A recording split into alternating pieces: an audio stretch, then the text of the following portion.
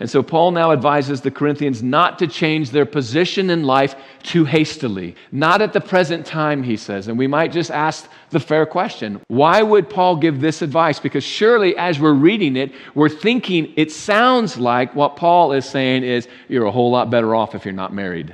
So why would he say something like this to the Corinthians? Well, he says they're under a present distress. I think what Paul is saying is there's something unique in their lives at this time, and it's bringing distress into their lives. It's bringing distress into their homes. My guess is it has to do with some sort of persecution. And so I don't think Paul is saying across all time and all landscapes, in every circumstance, in every culture, you're just better off not getting married. He is saying under the present circumstances, it's probably best that you do not make hasty decisions that are going to put you in a whole different framework of thinking and of life. Now, what's another possibility? Well, let me tell you what another possibility that most conservative theologians think Paul's saying here. Under the present circumstances, which are simply our lives, no matter what age we live in, Jesus is coming back sometime, and it's going to be soon.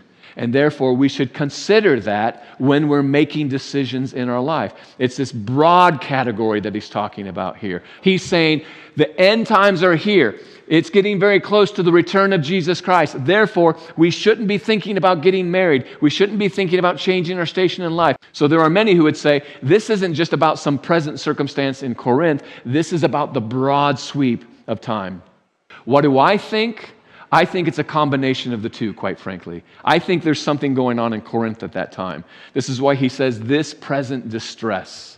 I also think Paul is also going to clearly say that Jesus is coming back, and our focus needs to be on our faith in Christ and not on what's going on in our lives, right?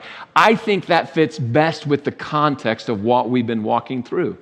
And so I think the context here would tell us that there's something going on in Corinth that Paul is saying this is a unique time, and therefore you should probably just hold tight and keep your eyes focused on Christ.